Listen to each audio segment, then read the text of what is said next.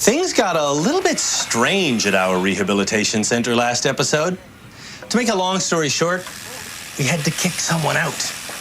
Now, there's only 4 people working to restore this wilderness lodge. Although, if they were all kicked out, the lodge would probably be in better shape. This is Canada's worst handyman.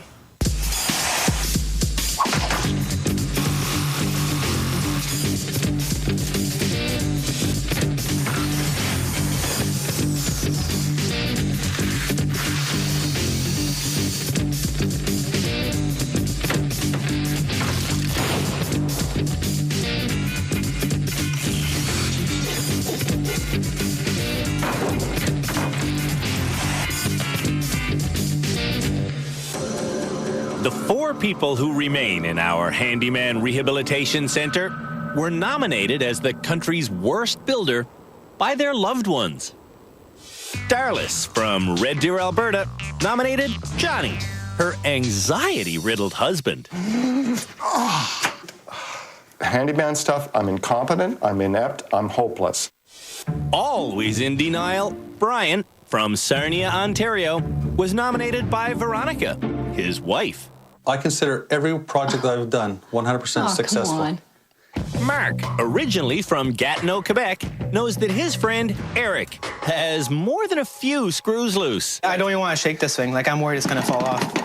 It's fine. And finally, Roy from Minto, New Brunswick, thinks his color-challenged wife, Angie, is Canada's worst handyman. That's decorative.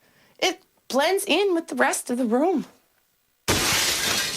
On their 3rd day in our rehab center, located somewhere in the frozen wilderness of Ontario, the nominees for Canada's worst handyman had to take every piece of hardware out of their bathrooms. Woo-hoo-hoo!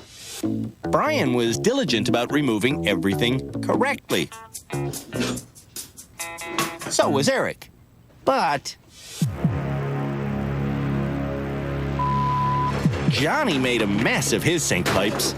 In fact, Johnny made the final disconnection with a sledgehammer. That last 5 minutes, baby, was as good as sex. Angie Can I just beat it off? also stroked her plumbing until it came free. There. Full pipe now. Plumbing is really just convincing water to go where you want it to go. If you could stop time whenever you wanted, well, then plumbing would be a whole lot less stressful. But unfortunately, excuse me, coming through, life's just not like that. Dealing with their bathroom plumbing is the next challenge for Canada's worst handyman. Man, this is going to be another pain in the butt project. I have absolutely no idea what I'm doing.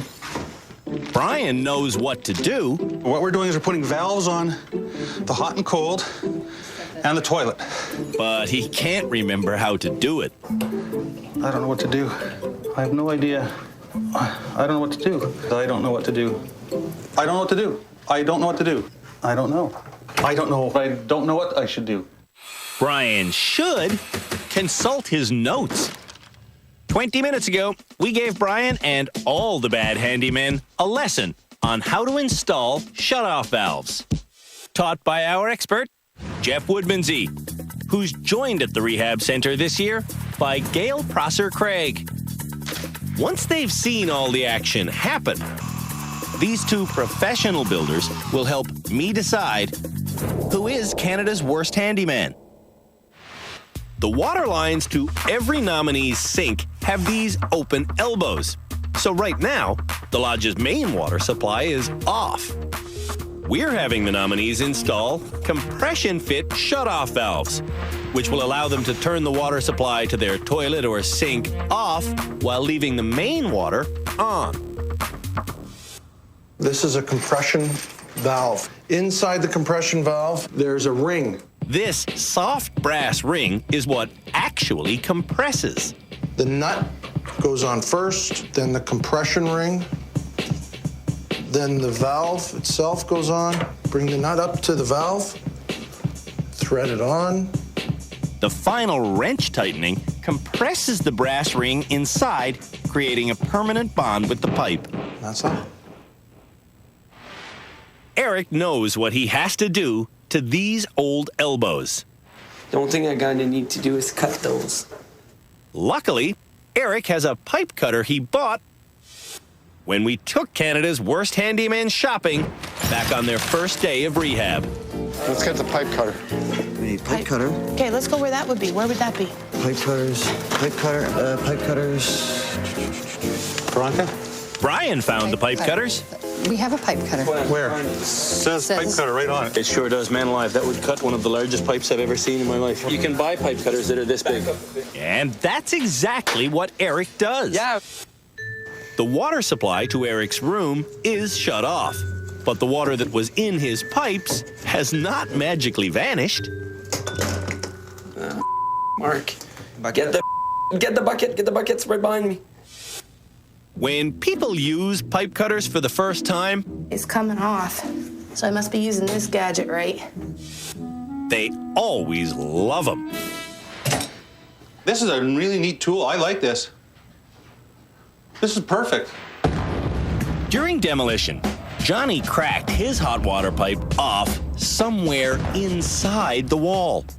Well, there's definitely a pipe there. That's why you don't do plumbing with sledgehammers right there. Yeah.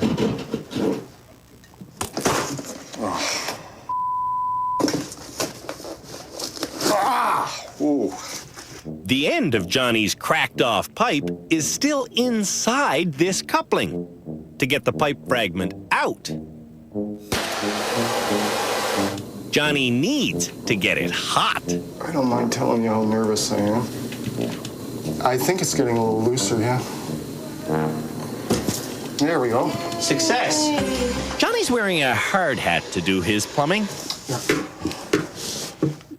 But Angie isn't. When Angie gets all the pieces of her compression coupling on,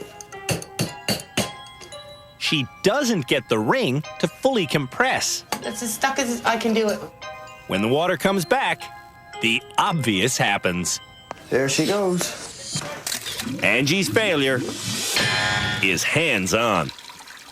And my hands are blistered from doing it. When Brian gets the pieces of his valve in place, That's the compression part. he tries to tighten it only by hand. I'm afraid of breaking it. I just can't figure out why it's not compressing. Like, I don't understand why it's not tightening, folks. In class, Brian was told to tighten with wrenches. If you know what you're doing, it's simple. Brian is swimming in a sea of useful information. I'll tell you, I just feel invigorated today about that plumbing. This is so exciting. The water's back on in Eric's room, and There's nothing leaking! Eric is improving. Last time I've done this at my house, it leaked all over the place, and he was pissing himself laughing. This time you're just.